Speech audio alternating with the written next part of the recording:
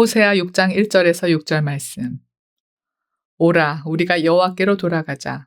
여호와께서 우리를 찢으셨으나 도로 낫게 하실 것이요, 우리를 치셨으나 싸매어 주실 것임이라. 여호와께서 이틀 후에 우리를 살리시며 셋째 날에 우리를 일으키시리니 우리가 그의 앞에서 살리라. 그러므로 우리가 여호와를 알자. 힘써 여호와를 알자. 그의 나타나심은 새벽빛같이 어김없나니 비와 같이 땅을 적시는 늦은 비와 같이 우리에게 임하시리라 하니라. 에브라임아, 내가 네게 어떻게 하랴?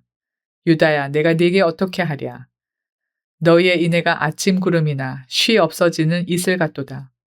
그러므로 내가 선지자들로 그들을 치고 내 입의 말로 그들을 죽였노니 내 심판은 비처럼 나오느니라. 나는 인애를 원하고 제사를 원하지 아니하며 번제보다 하나님을 아는 것을 원하노라. 여러분, 요즘에 저희가 매일 성경을 역대기를 보고 있잖아요. 역대하를 매일 보고 있습니다. 그 역대기는 이스라엘의 역대 왕들에 대한 이야기예요. 참 많은 왕이 등장을 합니다. 그런데 그 왕들의 여러 이야기들을 이렇게 읽으면서 좀 이상하다 싶은 게 있어요. 그리고 좀 이해가 안 가는 이런 게 있어요. 그게 뭔가 하면 그 왕들마다, 특별히 이제 북이스라엘에 등장하는 왕들은 모두가 다 한결같이 19명인데 다 악한 왕들로 기록이 되어 있습니다. 그러니까 불순종, 우상숭배, 거기에 따른 징계, 심판, 이게 왕들마다 무슨 단골 메뉴처럼 반복이 되는 거예요. 그래서 이제 의문이 들기를, 왜 이렇게 깨닫지를 못할까? 그리고 왜 계속해서 이런 일을 반복하게 되는가? 이런 질문이 생기지요. 그러니까 마치 언뜻 보면 하나님의 징계와 심판을 자초하는 것처럼 보여요. 멸망을 위해서 스스로 자기 무덤을 파고 있는 것처럼 그렇게 이제 느껴진다. 이 말씀이지요. 그러니까 할아버지 왕이 어떻게 영적으로 타락해서 심판받았는가를 똑똑히 봤어요. 또 바로 위에 부친, 즉 아버지 왕이 또 어떻게 영적으로 타락해서 하나님의 심판을 받았는가를 똑똑히 봤단 말이에요. 그런데 아들 왕도 똑같은 악한 길을 걸어요. 그러니까 시간 간격이 많다면 또 모르겠는데 시간 간격이 그렇게 긴 것도 아니에요. 그런데 할아버지, 아버지, 아들 왕에 이르기까지 계속해서 미련하고 어리석게 같은 범죄를 하나님 앞에서 저지른다, 이 말이지요. 참 이런 걸 보면 이 사람들이 특별한 게 아니라 우리 모든 인간들이 가지고 있는 어떤 죄의 DNA가 있지 않은가. 가장 빼내기 힘들고 우리 인간 심령 깊은 곳에 뿌리 깊이 박혀 있는 게 바로 이 다른 게 아닌 죄의 DNA가 아닌가 하는 생각이 들어요. 그러니까 영적인 가장 지도자, 높은 지도자라고 할 수 있는 왕이 먼저 하나님 앞에 범죄합니다. 하나님과 맺은 언약을 무시를 해버려요, 이 왕이. 그러면 이스라엘 백성들은 그 왕을 따라서 또 어김없이 함께 타락을 해버려요. 이런 일들이 계속해서 반복이 됩니다. 그 앞에 호세아서 4장 9절을 보면 이런 말이 나와 있어요. 이제 하나님이 하시는 말씀입니다. 백성이나 제사장이나 동일함이라. 제사장, 영적인 지도자지요. 물론이고 백성도 똑같대요. 백성이나 제사장이나 동일함이라. 내가 그들의 행실대로 벌하며 그들의 행위대로 갚으리라. 그러니까 누구 하나 나은 사람이 없대요. 왕을 비롯해서 영적 지도자인 제사장 모두가 다 백성과 더불어서 타락해버렸다, 이런 말이에요. 오늘 우리가 읽은 내용 바로 뒤에 그 7절을 보면 이런 말이 또 있어요. 그들은 아담처럼 언약을 어기고 거기에서 나를 반역하였느니라. 그러니까 그들은 이 왕, 제사장, 그리고 일반 백성, 평민들 다 마찬가지라는 거예요. 그들입니다. 아담처럼 여기 보면 언약을 어겼대요. 그리고 거기에서 나를 반역하였다. 그러니까 아담은 인류의 조상 아닙니까? 그리고 아담이 맨 처음 선악과를 먹고 불순종하고 범죄하잖아요. 그리고 그 이후로 모든 인류는 한 사람도 예외 없이 하나님 앞에서 불순종의 죄를 계속 반복하고 있다. 여기에 왕이든 제사장이든 일반 백성이든 다 똑같다, 예외가 없다, 이런 말이에요. 동일함이라 아까 이제 그 이야기하고 흡사한 맥락에서 하는 말씀입니다. 그러면서 하나님께서 거기에서 나를 반역하였느니라, 특별히 어떤 장소를 이렇게 언급하는 것처럼 느껴지잖아요. 근데 바로 그 뒤에 구절을 보면 하나님이 길르앗이라는 장소를 언급을 해요. 그리고 그 뒤에 보면 세겜이라는 장소를 또 언급을 해요. 여러분이 길르앗과 특별히 이제 길르앗 라못이라는 지역이 있어요. 거기가 도피성이 있는 지역이에요. 하나님이 세겜이라는 장소를 일부러 언급을 하시는데 세겜이라는 장소도 역시 도피성이 있는 지역이에요. 어떤 사람이 실수로 사람을 죽였어요. 근데 그 사람이 실수예요. 그런 경우는 이제 목숨을 유지하기 위해서 하나님이 도피성을 일부러 만들어 놨어요. 그야말로 무고한 자의 생명을 지키기 위해서 만들어 놓은 특별한 성, 은총의 성, 그게 바로 도피성입니다. 바로 그 이야기입니다. 근데 길르앗과 그 라못과 세겜에서 무슨 일이 벌어지는가 하면 이 뒤에 하나님이 정확하게 그걸 지적을 해요. 제사장들과 일반 백성들이 합쳐서 살인을 저지른다는 거예요. 그러니까 갈 때까지 다 갔다, 이런 말입니다. 제사장이든 일반 백성이든 그야말로 하나님이 도피성을 왜 만들어 놨는가를 뻔히 알면서도 그 성 안에서 제사장이 앞장서고 일반 평민이 뒤를 받쳐주고 하면서 살인을 저지르는 이런 이스라엘 백성의 실태를 하나님이 고발하는 내용입니다. 그러니까 답이 없지요. 대놓고 공동체 전체가 하나님을 거스르는 겁니다. 하나님 말씀하는 것과는 반대로 가요. 그러니까 심판을 면할 수가 없어요. 지금 이스라엘의 영적인 상태가 그렇습니다. 단적으로 그걸 보여주시는 거예요. 그런데 왕을 바꿔보면 좀 나을까? 왕을 바꿔봐도 똑같습니다. 조금도 더 나아진 게 없다는 거예요. 마찬가지라는 거예요. 그러니까 이게 좀 답이 없지요. 결국 마음이 문제입니다. 왕을 바꾸고 직위를 바꾸고 이런다고 해서 해결될 문제가 아니고 문제는 마음이에요. 모두의 마음이 하나님을 이미 떠나버렸어요. 그리고 저마다 왕은 왕대로, 제사장은 제사장대로, 일반 백성은 백성대로 다 하나님을 마음에 둔 걸 싫어해요. 이럴 때는 뭘 봐도 깨닫지를 못해요. 그리고 이럴 때는 자기가 보고 싶은 것만은 봅니다. 자기가 듣고 싶은 것만 들어요. 이게 하나님은 여러 번 경고의 음성을 들려주시고 또 경고의 표지판을 여기다 저기다 잘 보라고 세워놨어요. 근데 그게 보이질 않죠. 눈이 가려져 있어서 안 보여요. 이런 걸 다 무시해버립니다. 하나님의 경고 들어오지 않아요. 닿질 않아요. 다 무시해버립니다. 그리고 막 달려가는 거예요. 그러다가 얼마 못 되어서 깊은 수렁 속으로 추락해버리고 맙니다.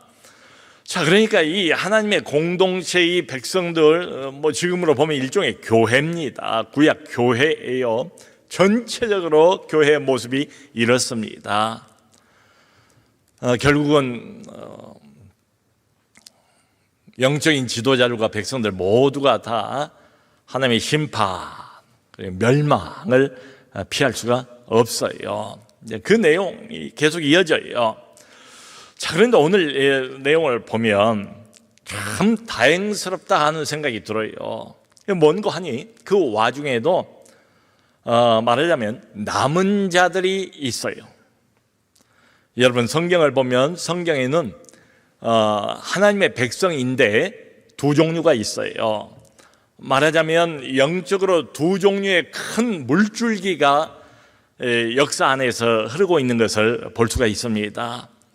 커다란 물줄기, 넓은 길은 사람이 많잖아요. 타이틀은 하나님의 백성이라고 그렇게 부르지만은 실제로는 하나님을 거절하고 하나님에게 등을 돌리고 세상에게 물들고 모양만 형식만 입술로만 하나님을 부르는 많은 소위 하나님의 백성들이 있어요. 그게 보다 더 큰 물줄기입니다. 근데 그것과 같이 해서 항상 보면 그치지 않고 아주 작은 물줄기 하나가 흐르고 있어요. 그게 뭔가 하면 하나님을 신실하게 세상 한복판에서 섬기려고 애를 쓰는 남은 자들이 있어요. 여러분, 성경을 보면 창세기부터 마지막 요한계시록까지 이 남은 자 사상으로 가득 차 있는 모습을 볼 수가 있습니다.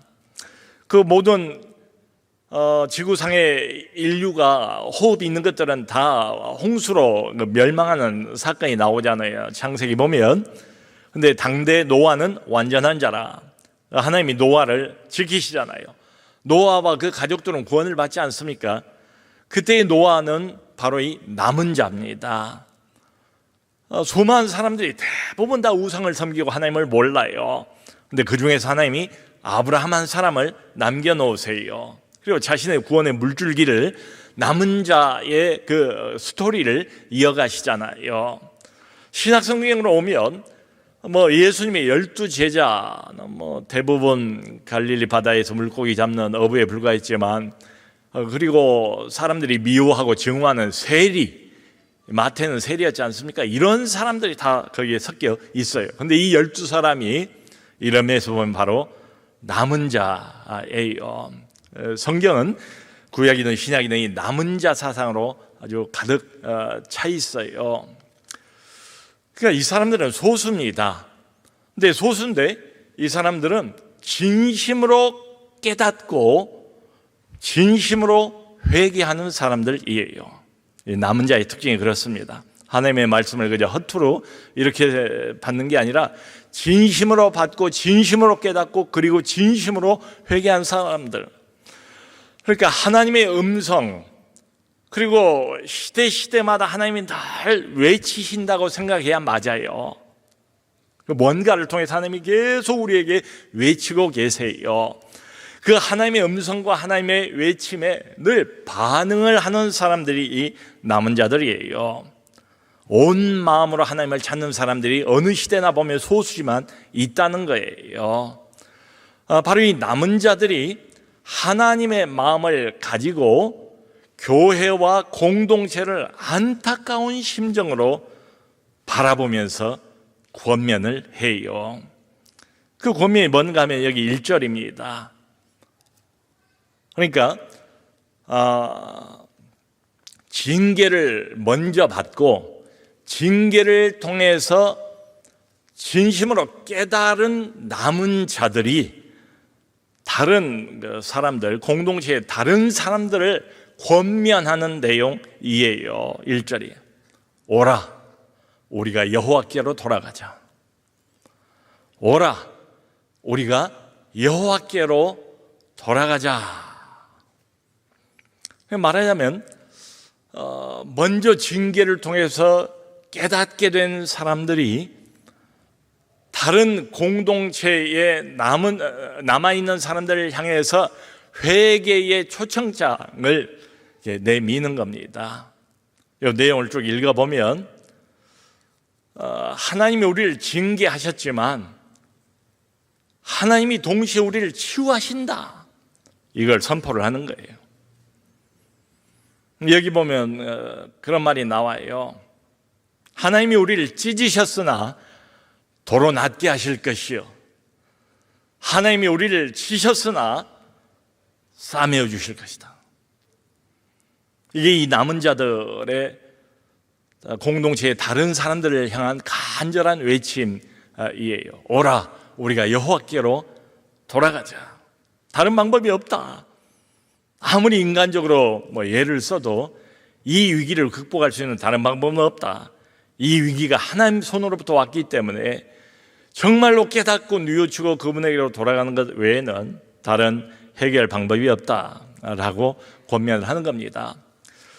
참 이렇게 보면 이 남은 자들의 역할은 굉장히 중요합니다. 자기가 먼저 깨달았어요. 징계를 통해서. 그냥 깨달은 게 아니고 징계가 항상 그 전제에 깔려 있습니다. 호세아서 전체 맥락이 그래요. 그러니까 깨닫고 자기만 회개하고 하나님과의 관계를 회복하고 거기서 끝나는 게 아니고, 먼저 깨달은 사람들이 다른 사람들을 권면을 해서 회개할 수 있도록 인도하는 일이 참 대단히 중요해요. 여기 3절을 보면 이런 이야기를 합니다. 우리가 여호와를 알자. 힘써 여호와를 알자. 징계를 통해서 깨달은 남은 자들의 목소리예요. 다른 말 없잖아요. 딱 한 가지잖아요. 지금 하나에 집중해서 이야기를 하고 있지 않습니까? 반복해서 오라, 우리가 여호와께로 돌아가자. 우리가 여호와를 알자. 그냥 대충 건성으로 그렇게 알지 말고 힘써 여호와를 알자.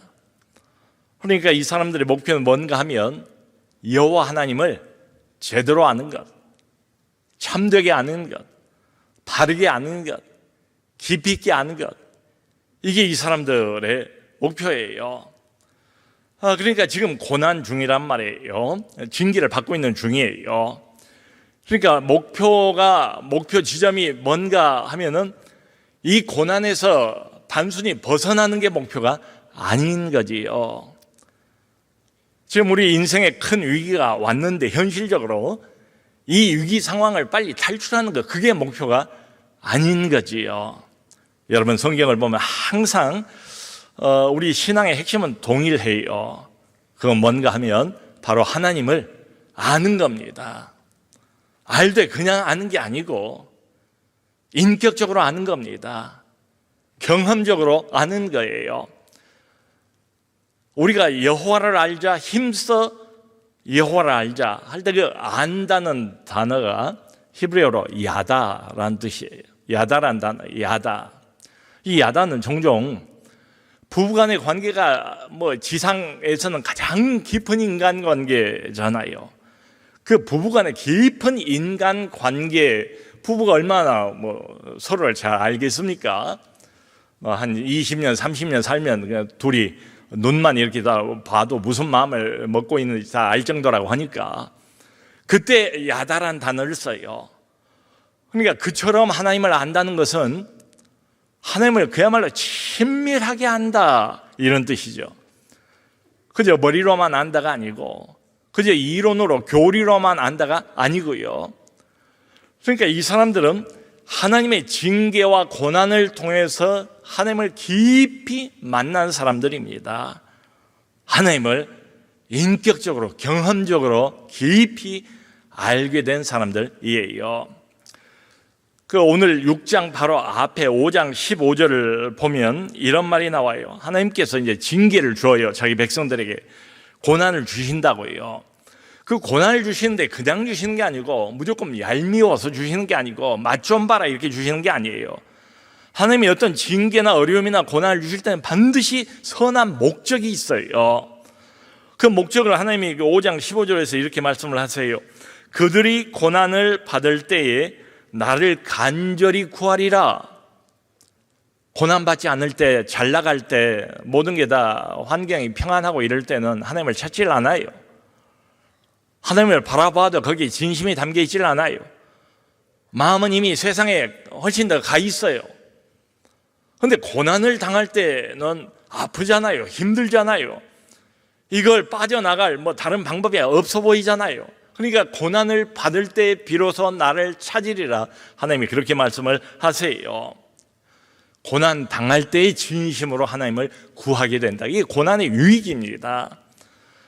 여러분, 성경에는 종종 이 이야기가 많이 등장을 하잖아요. 대표적으로 시편 119편에도 시편 기자가 고난 당하는 것이 내게 유익이라.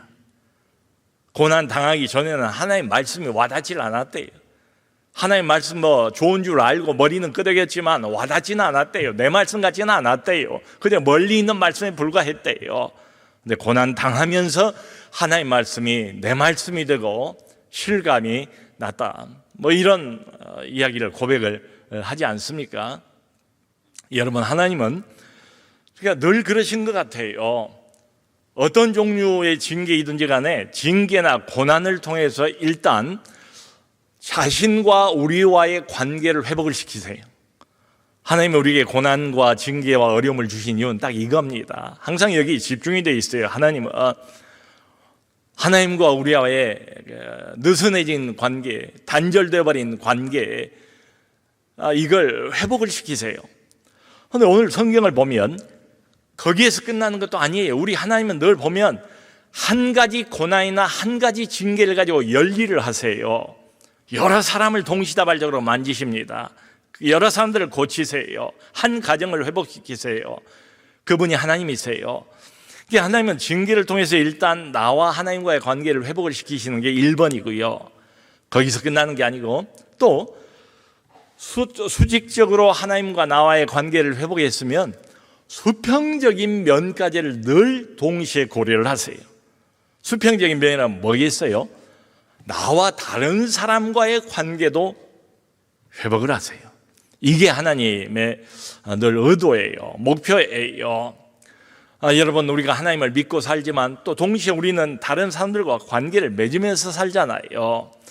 성경을 보면 어떻습니까? 구약이든 신약이든 하나님을 사랑하고 이웃을 사랑하는 것, 이 두 가지가 가장 큰 계명이잖아요. 그리고 이 둘은 늘 보면 함께 손을 잡고 같이 가요. 안 그렇습니까? 여러분, 질문은 이겁니다.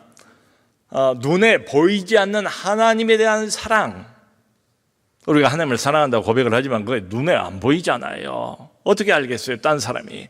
이게 어떻게 표현이 됩니까? 실제로 현실적으로는 바로 이웃에 대한 사랑으로 표현이 되죠.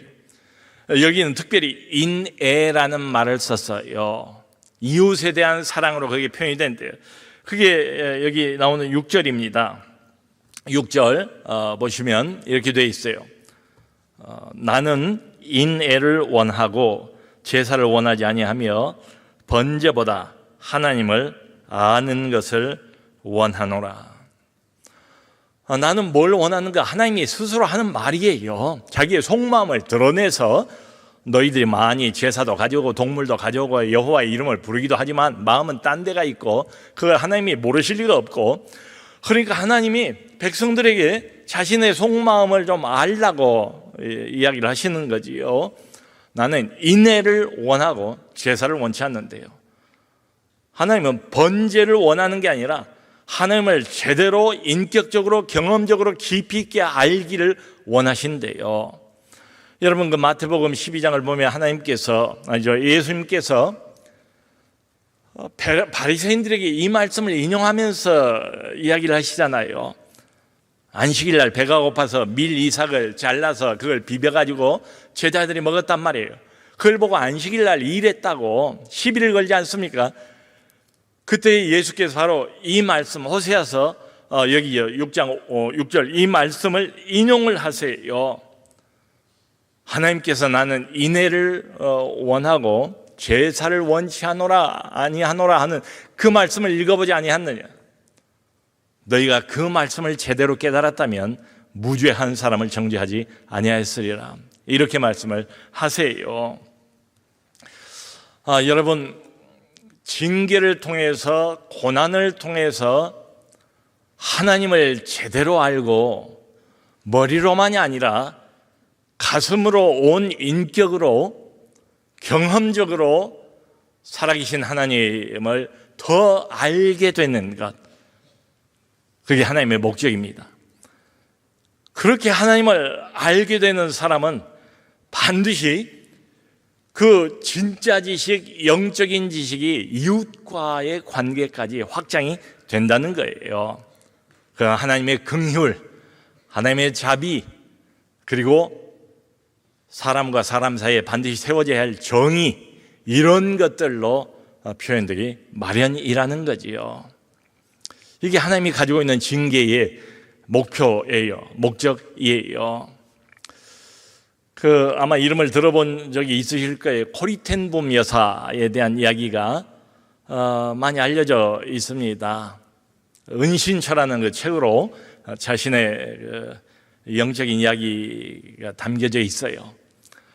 이 코리 텐붐 여사는 네덜란드 사람인데 2차 대전 때에 가족들이 이제 예수를 믿는 가족이니까 유대인들을 숨겨줘요. 근데 그게 발각이 돼가지고 포로 수용소로 끌려갑니다. 갖은 모욕과 고문을 당하고 결국 코리 텐붐 여사의 언니는 그 고문 끝에 수용소에 다 죽어요. 이 코리 텐붐 여사는 전쟁 끝까지 살아남습니다. 그리고는 전쟁 후에 이제 여기저기를 돌아다니면서 강연을 하게 됐어요. 하나님이 그런 기회를 주세요. 주로 했던 강연의 주제는 용서입니다. 언니 죽고 가족들 죽고 자기만 홀로 살아남았는데 그 참 얼마나 마음속에 울분이 있고 분노가 있겠어요. 그런데 하나님의 말씀에 근거해서 사람을 용서하는 이야기, 그게 이제 강연 주제였어요. 그 수용소에 있는 동안 너무도 혹독한 경험을 했고 그 혹독한 고난과 어려움을 통과하면서 하나님을 그야말로 뭐랄까요, 아주 절실하게 알게 된 거예요. 이 코리 텐붐 여사가 하나님을 절실하게, 그냥 성경 공부나 무슨 이론이나 이런 식으로가 아니라 고난과 징계 아니고는 알 수 없는 어떤 그 경지가 있는 것 같아요. 우리 하나님을. 고난이나 이 징계가 결코 손해는 아니에요. 그런 점으로 보면 이때만 하나님을 깊이 알 수 있는 어떤 경지가 있어요. 그걸 통과를 한 거예요. 근데 독일의 그 뮌헨의 어떤 그 교회에 가서 역시 강의를 하고 끝이 났는데, 강연 후에 한 남자가 자기에게로 걸어오더래요. 보자마자 알았죠. 수용소에서 자기와 언니를 그렇게 괴롭히고 결국 죽음으로 몰아갔던 그 장본인 나치의 간부예요. 그 사람이 걸어오더니 자기에게 인사를 하면서 그렇게 이야기를 하는 거예요. 당신이 말했던 대로 나는 그때 당시에 나치의 간부였습니다. 많은 죄를 저질렀습니다. 근데 그 뒤에 예수를 믿게 되었고 하나님 앞에 진심으로 내 죄를 회개했습니다.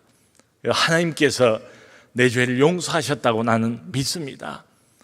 그런데 미안하지만 당신의 입을 통해서 이 밤에 나는 용서를 받고 싶습니다. 나를 용서해 주시겠습니까? 라고 물어본 거예요. 그 이야기를 듣자 코리 텐붐 여사는 온몸이 갑자기 굳어버리는 것 같은 느낌이 들었대요. 그리고 오랫동안 이렇게 덮으려고 애를 썼던 분노, 수치감, 수용소에서 오랫동안 자기가 당했던 이런 것들이 한꺼번에 올라오는 것을 느낄 수가 있었대요. 그러면서도 한편으로 하나님이 나에게 지금 무엇을 요구하는가를 분명히 알았지요. 그래서 속으로 간절히 기도를 했답니다. 주님, 이 순간 나는 내 힘으로는 도저히 이 일을 할 수가 없습니다. 그러나 하나님의 사랑으로 하기를 원합니다. 순종하기를 원합니다. 그리고 정말로 마음과 감정은 그렇지 않은데 믿음으로 그 남자에게 손을 내민 거예요. 손을 내민 그 순간 무슨 전류 같은 것이 자기를 이렇게 관통하고 있는 것을 느꼈다고 해요. 나는 그를 완전히 전심으로 예수 이름으로 용서했습니다. 그 순간 믿음의 결단을 내리고 하나님의 도움을 의지하면서 손을 내미는 그 순간 완전히 전심으로 예수 이름으로 그를 용서했다는 거예요. 그리고는 이렇게 고백을 합니다. 하나님의 사랑의 능력이 인간의 어떤 감정보다도 막강하다는 것을 나는 알았습니다. 여러분, 이게 그냥 되는 일은 아니라고 생각합니다. 징계를 경험한 사람, 고난의 쓰라림을 통과한 사람, 그 사람이 하나님을 진심으로 알고 그 사람이 인격적으로 깊이 있게 살아계신 전능자 하나님을 경험적으로 알게 됩니다. 그리고는 그 하나님을 힘입어서 우리도 모두 다른 이웃들을 사랑하고 인애를 베푸는 우리 모두 될 수 있기를 주 예수 그리스도 이름으로 축원합니다.